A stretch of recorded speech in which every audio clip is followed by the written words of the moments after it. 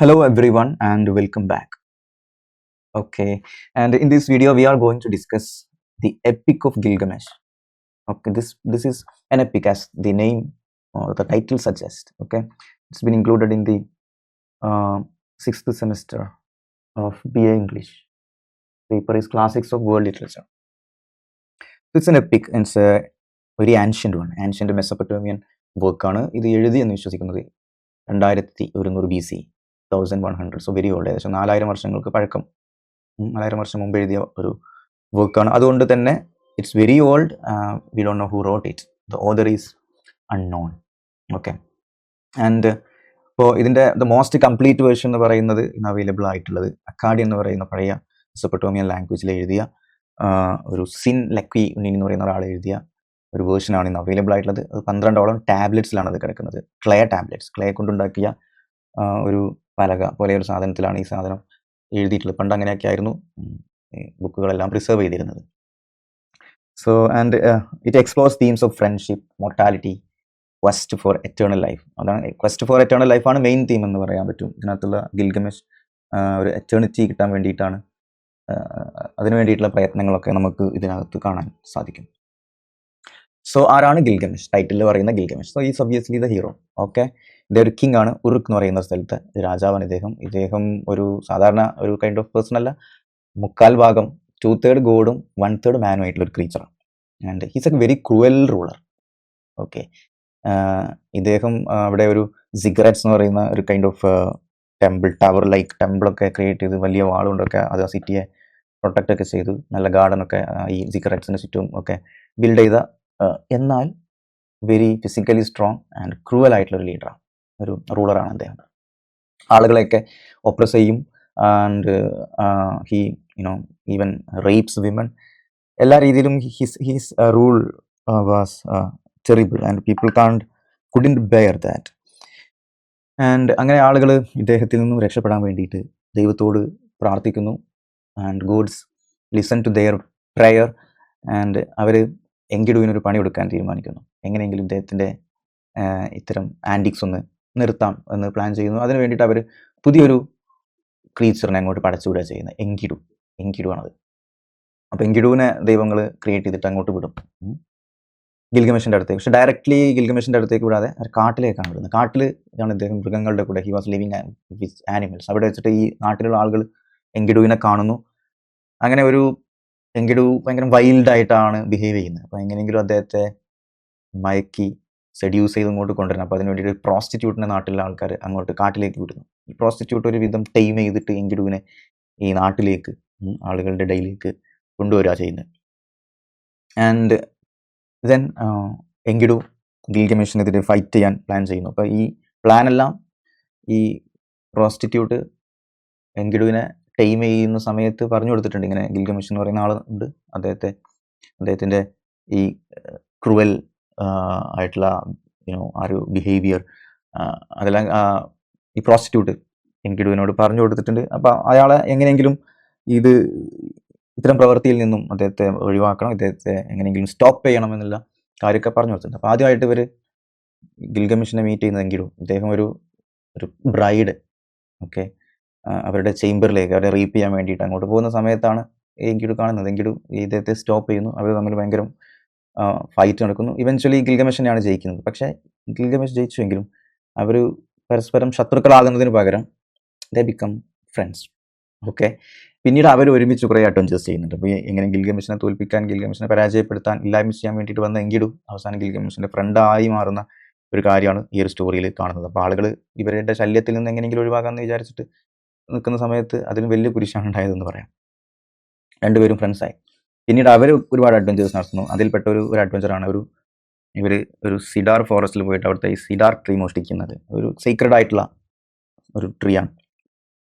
അവിടെ ഒരു ഗാഡൊക്കെ ഉണ്ട്, ഹംപാബ എന്ന് പറയുന്നത്. അതിനെയൊക്കെ ഇവർ അടിച്ച് തകർത്ത് അതിനൊക്കെ ഡിഫീറ്റ് ചെയ്തിട്ടാണ് ഈ ഒരു സാധനം, ഒരു ട്രീ ഒക്കെ അവിടെ നിന്ന് മോഷ്ടിക്കുന്നത്. And they cut down trees. And അതിൽ കുറേ ട്രീ ഒക്കെ എടുത്തിട്ട് അവരൊരു റാഫ്റ്റ് പോലെ ഒരു സാധനം ഉണ്ടാക്കിയിട്ട് വെള്ളത്തിൽ പൊന്തി കിടക്കുന്ന ഈ ട്രീ ഒക്കെ വെച്ചിട്ട് ഒരു റാഫ്റ്റ് ഉണ്ടാക്കിയിട്ട് അവർ ആ ട്രീ ഉറുക്കിലേക്ക് തന്നെ കൊണ്ടുവരിക. ആ കൊണ്ടുവരുന്ന സമയത്ത് ഒരു ഗോഡസ്, ഇഷ്താർ എന്ന് പറയുന്ന ഒരു ഗോഡസ് ഇവരെ കാണുന്നു. ഗിൽഗമെഷിനെ കണ്ടിട്ട് പെട്ടെന്ന് ഒരു ക്രഷ് തോന്നുന്നു. Okay, and she had a feeling for Gilgamesh. പക്ഷേ Gilgamesh was rejecting that. And അതിൽ ഇഷ്താറിന് ഭയങ്കരമായിട്ട് ദേഷ്യം വരുന്നു. അവരെ ഒരു ജീവിയെ സ്വർഗത്തു നിന്നും ആകാശത്ത് നിന്ന് കൊണ്ടിരുന്നു, ബുൾ ഓഫ് ഹെവൻ, എങ്ങനെയെങ്കിലും ഇയാളെ പണിഷ് ചെയ്യാൻ ഉദ്ദേശിച്ചിട്ട്. And but Gilgamesh and Enkidu അവർ രണ്ടുപേരും, so they were very powerful and they killed actually this creature, heaven of bull of heaven. ഇത് ദൈവങ്ങളെ കൂടുതൽ ദേഷ്യപ്പെടുത്തി. ഇവർ രണ്ടുപേരും ഭയങ്കരമായിട്ട് പ്രശ്നം ഉണ്ടാക്കുകയാണെന്ന് അവർ തിരിച്ചറിയുന്നു. And so they decide and they had a meeting. And അവർ എങ്കിഡുവിനെ എങ്ങനെയെങ്കിലും ഇല്ലായ്മ ചെയ്യാം എന്നുള്ള രീതിയിലേക്ക് അവസാനം അവരെത്തുക ചെയ്യുന്നത്. എങ്കിഡുവിനെ ഗിൽഗമേഷിനെ ഇല്ലാതാക്കാൻ പറഞ്ഞയച്ചതാണ്. പക്ഷേ അതും പരാജയപ്പെട്ടു. ഈ എങ്കിഡുവിനെ കൊല്ലാം എന്നുള്ള തീരുമാനം ദൈവങ്ങൾ എടുക്കുന്നു. അങ്ങനെ ഒരു ഭയങ്കര ഒരു ഡിസീസ് എങ്കിഡുവിന് വരുന്നു. And he dyes. ഓക്കെ, മരിക്കുന്ന സമയത്ത് ഗിൽഗമേഷിനെ അണ്ടർവേൾഡിൽ വെച്ചിട്ട് കാണാം എന്നൊക്കെ പറഞ്ഞിട്ടാണ് അദ്ദേഹം മരിക്കുന്നത്. പക്ഷേ എങ്കിഡു മരിച്ചതോട് കൂടിയിട്ട് ഗിൽഗമേഷിന് ഒരു ചിന്ത വന്നു, അദ്ദേഹവും ഇതേപോലെ മരിക്കില്ലേ? He doesn't want to die actually. Enkidu മരിച്ചു, എങ്കിഡുവിൻ്റെ അടുത്ത് പരലോകത്ത് ഒരുമിച്ച് കൂടാം എന്നുള്ള ചിന്തയല്ല ഇദ്ദേഹത്തിന് വന്നത്. മറിച്ച് ഇദ്ദേഹവും മരിക്കുമല്ലോ, എങ്കിഡു ഇദ്ദേഹത്തിന് എങ്ങനെയെങ്കിലും ഇനി ഡെത്ത് ഓവർകം ചെയ്യണം എന്നുള്ള ചിന്തയാണ്. ഓക്കെ, അപ്പോൾ അതിനു വേണ്ടിയിട്ട് അദ്ദേഹം ഒരു ഉത്നപിഷ്ടിം എന്ന് പറയുന്ന ഒരു ക്യാരക്ടർ. ഓക്കെ, ഇദ്ദേഹം ഈ ഇസ്ലാമിക് അതുപോലെ തന്നെ ക്രിസ്ത്യൻ സ്റ്റോറീസിലൊക്കെ കാണുന്ന ഉള്ള നോഹ തന്നെയാണത്. അപ്പോൾ ആ ഒരു ക്യാരക്ടറാണ്. അപ്പോൾ ഈ മെസോപ്പൊട്ടേമിയൻ സ്റ്റോറീസിൽ ഈ ഉത്നപിഷ്ടിം എന്നുള്ള രീതിയിലാണ്. ഈ അറേബ്യൻ സ്റ്റോറിയിലേക്ക് വരുമ്പോൾ അത് നോഹ ആയതായിരിക്കും. എന്തായാലും ഈ ഗ്രേറ്റ് ഫ്ലഡ് സർവൈവ് ചെയ്ത ആളാണ് ഈ ഉത്നപിഷ്ടിം. അതിനുശേഷം അദ്ദേഹത്തിന് ഇമ്മോർട്ടാലിറ്റി കിട്ടിയിട്ടുണ്ട്. അപ്പോൾ അദ്ദേഹം ഏത് രീതിയിൽ അദ്ദേഹത്തിന് ഈ ഇമ്മോർട്ടാലിറ്റി കിട്ടിയത്, ആ ഒരു ട്രിക്ക് എന്താണ് അത് മനസ്സിലാക്കാൻ വേണ്ടിയിട്ട് അദ്ദേഹത്തിൻ്റെ അടുത്തേക്ക് പോകാൻ ഈ ഗിൽഗമേഷ് തീരുമാനിക്കുന്നു. അതിന് വേണ്ടിയിട്ട് ഒരുപാട് അഡ്വഞ്ചറസ് പെരിലസ് ആയിട്ടുള്ള ജേണിയൊക്കെ അദ്ദേഹം നടത്തുന്നുണ്ട്. കുറേ കാടും മലയൊക്കെ കടന്ന്, അതുപോലെ തന്നെ ഒരു റിവറൊക്കെ മറികടന്ന്, വാട്ടേഴ്സ് ഓഫ് ഡെത്ത് എന്ന് പറയുന്ന ഇത് മറികടന്ന് കഴിഞ്ഞാലാണ് നിങ്ങൾ ഈ ഉത്നപിഷ്ടിൻ്റെ ആ ലോകത്തെത്തുള്ളൂ. And finally he reaches Utnapishtim. അപ്പോൾ അവിടെ എത്തിയിട്ട് ഉത്നപിഷ്ടിം എങ്ങനെയാണ് അദ്ദേഹത്തിന് ഇമ്മോർട്ടാലിറ്റി കിട്ടിയത് എന്നുള്ള സ്റ്റോറീസ് എല്ലാം പറയുന്നുണ്ട്. അത് ഇങ്ങനെയാണ്. ഒരു ദിവസം ദൈവങ്ങളെല്ലാം മനുഷ്യന്മാരുടെ ഈ എന്താ പറയുക, ഭൂമിയിലുള്ള ഈ ധിക്കാരെല്ലാം കണ്ടിട്ട് എങ്ങനെയെങ്കിലും ഈ മനുഷ്യന്മാരെ മൊത്തം ഇല്ലായ്മ ചെയ്യാൻ ദൈവങ്ങൾ പ്ലാൻ ചെയ്യുന്നു. അതിന് വേണ്ടിയിട്ടാണ് അവരൊരു ഫ്ലഡ് അങ്ങോട്ട് അഴിച്ചുവിടാം, ഒരു ഫ്ലഡ് ക്രിയേറ്റ് ചെയ്യാമെന്ന് ദൈവങ്ങൾ തീരുമാനിക്കുകയാണ്. ആൻഡ് അങ്ങനെ അതിനകത്തൊരു എന്ന് പറയുന്ന ഗോഡ് ഓഫ് വിസ്ഡം ആ സമയത്ത് ഈ ഉത്നപിഷ്ടിമിനോട് നിങ്ങളൊരു ബിഗ് ബോട്ട് ബിൽഡ് ചെയ്യണമെന്ന് പറയാണ്. അതിൽ ഇവരുടെ ഫാമിലിയെ കയറ്റാൻ പറ്റും. ആൻഡ് എല്ലാ ജീവികളിൽ നിന്നും വിട്ട ഒരു മെയിൽ ആൻഡ് ഫീമെയിൽ അതിനകത്തേക്ക് കയറ്റാൻ വേണ്ടിയിട്ട് ഇവർ പ്ലാൻ ചെയ്യുന്നത്. ആൻഡ് സോ ഏതാനും ചില ജീവികളും ഇയാളുടെ ഫാമിലിയിൽ പെട്ട ആളുകളുമാണ് ആ ഫ്ലഡ് സർവൈവ് ചെയ്യുന്നത്. എന്നാൽ ആ ഫ്ലഡിന് ശേഷം ദൈവങ്ങൾക്ക് 3 ആളുകളെ ഇല്ലായ്മ ചെയ്തപ്പോൾ ഇവർക്കൊരു റിഗ്രറ്റൊക്കെ ഫീൽ ചെയ്തു. ദൈവങ്ങൾക്ക് ഇങ്ങനെയൊന്നും ചെയ്യണ്ടായിരുന്നു, ഇനി മുതൽ ഒരിക്കലും മൊത്തം മനുഷ്യന്മാരെ ഭൂമിയിൽ നിന്ന് തുടച്ചു നീക്കുന്ന തരത്തിലൊരു പ്രവൃത്തി അവർ ചെയ്യില്ല എന്നൊക്കെ ദൈവങ്ങൾ ആ സമയത്ത് പ്ലാൻ ചെയ്യുന്നുണ്ട്. അപ്പോൾ അതിനൊരു കോമ്പൻസേഷൻ എന്നുള്ള രീതിയിൽ ഈ ദൈവങ്ങൾ എന്ത് ചെയ്യുന്നു, ഈ ഉത്നപിഷ്ടി എന്ന് പറയുന്ന ഈ ആൾക്ക് എറ്റേണിറ്റി, ഇമ്മോർട്ടാലിറ്റി, മരണമില്ലാത്ത ആ ഒരു അവസ്ഥ, മരണമില്ലാത്ത അദ്ദേഹം മരിക്കില്ല എന്നുള്ളൊരു സാധനം ഇദ്ദേഹത്തിന് അങ്ങോട്ട് കൊടുക്കണം. ഇമ്മോർട്ടാലിറ്റി ഗ്രാൻഡ് ചെയ്യാണ്. ഓക്കെ, ആൻഡ് എന്നാലോ മനുഷ്യന്മാർ മരിക്കും. അതിനുശേഷം അവരുടെ തീരുമാനം ഇതാണ്, ഉത്നപിഷ്ടിം എന്ന് പറയുന്ന ഈ ക്യാരക്ടറിന് ഇദ്ദേഹത്തിന് ഇമ്മോർട്ടാലിറ്റി കിട്ടും. എന്നാൽ ആളുകളല്ല, മനുഷ്യന്മാർ മരിക്കും, പക്ഷേ humankind would continue. Okay, മനുഷ്യകുലം എന്നാൽ മരിക്കില്ല, ഇൻഡിവിജ്വൽ ആളുകൾ മാത്രം മരിക്കും എന്നുള്ളൊരു രീതിയിലേക്ക് അവർ പ്ലാൻ ചെയ്യുന്നു. ആൻഡ് എന്നിട്ട് ഈ കഥയെല്ലാം കേട്ടപ്പം ഗിൽഗമേഷ് പറയണം ഇതേപോലെ ഇദ്ദേഹത്തിനും ഇങ്ങനെ ഇമ്മോർട്ടാലിറ്റി ലഭിക്കണമെന്ന് പറയുന്നു. പക്ഷേ ഉത്നപിഷ്ടിം പറയുന്നുണ്ട് ഒരിക്കലും ഇത് പോസിബിൾ അല്ല ഇങ്ങനെ ഇമ്മോർട്ടാലിറ്റി ലഭിക്കുന്നത്. പക്ഷേ ഇദ്ദേഹം ഇങ്ങനെ ഇൻസിസ്റ്റ് ചെയ്യും, എനിക്ക് എന്തായാലും അത് നിർബന്ധമാണെന്ന് പറയുമ്പം ഇദ്ദേഹത്തിന് ഒരു ചാലഞ്ച് കൊടുക്കണം. ഇദ്ദേഹം ഒരാഴ്ച 1 വീക്ക് ഇദ്ദേഹം ഇങ്ങനെ ഉറങ്ങാതെ നിൽക്കുകയാണെങ്കിൽ ആ ഒരു ചാലഞ്ച് ടെസ്റ്റ് ഇദ്ദേഹം വിജയിച്ചു കഴിഞ്ഞാൽ അദ്ദേഹത്തിന് അത് കൊടുക്കാമെന്ന് ഇദ്ദേഹം പറയുക ചെയ്യുന്നു. പക്ഷേ അദ്ദേഹം അതിൽ പരാജയപ്പെടുന്നു.